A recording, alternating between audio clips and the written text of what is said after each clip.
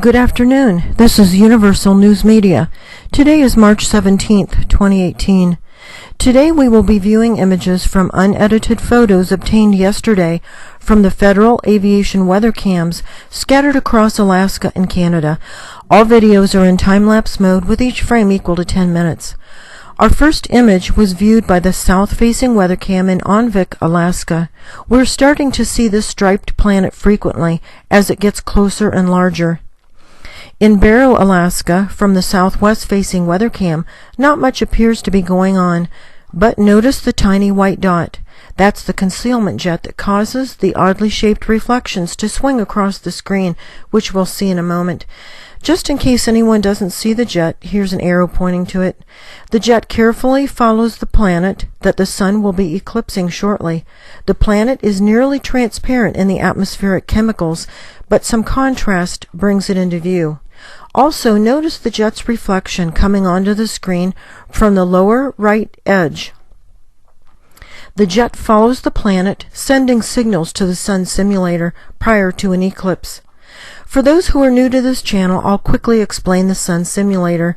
It's a very intense light source installed between the Earth and the sun, much closer to the Earth. Planets involved in the many eclipses occurring daily pass in front of our real sun, but behind the sun simulator, so that it's not obvious an eclipse is occurring. We know that the sun simulator is not the real sun. As the sun simulator moves across the sky, viewed from this weather cam in Drumheller, Alberta, Canada, it completely disappears behind a tiny streetlight. Most first graders know that our real sun could never be hidden by a tiny object like this. The sun simulator often has a black center, but not always, depending upon what mode it is in and at what angle it's being viewed. This black dot is not a camera anomaly. It casts its own reflection upon the water, as shown in these images from the southwest-facing weather cam at Gustavus Dock, Alaska. The southeast-facing weather cam in Buckland, Alaska, captured the striped planet. It is difficult to see without some contrast enhancement. The southwest-facing weather cam in Chandler Shelf, Alaska, caught the gigantic tan-colored planet that is often seen on the Hoonah, Alaska camera. Barely visible, it is nearly transparent in the atmospheric chemicals. The sun simulator also has a blurring mechanism, often applied when there are nearby celestial objects.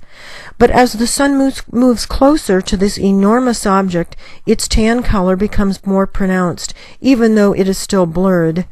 Moving the frames back and forth a bit does make it more obvious that something large and tan-colored is over the horizon getting ready to set.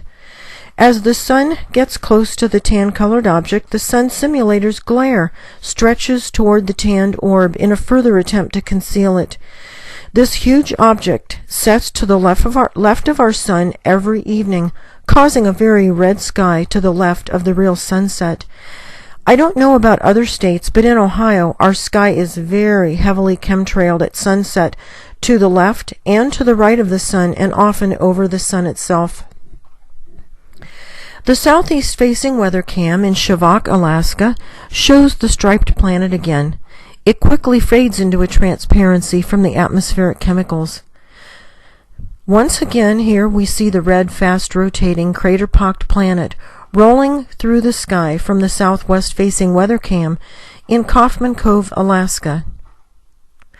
The southwest-facing weather cam in Craig, Alaska, shows the sun eclipsing a large planet with a very large crater hole in it.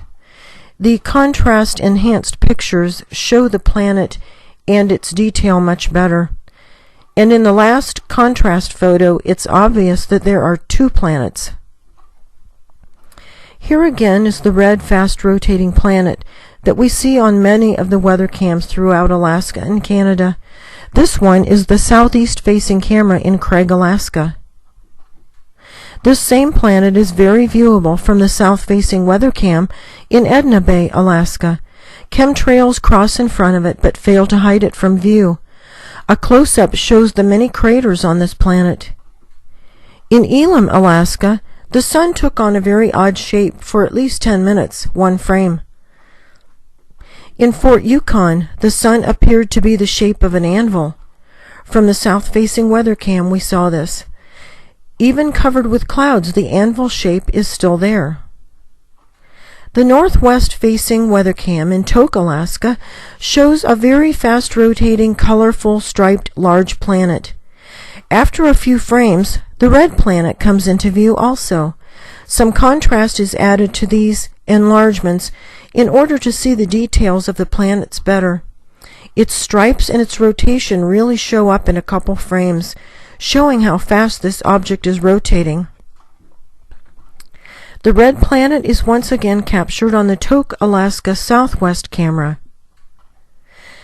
These objects we have just viewed are part of an approaching celestial system. Many people ask when this system will make its closest pass to our Earth. A general indication of time is provided in the following screens of text. Please don't forget to like this video and subscribe.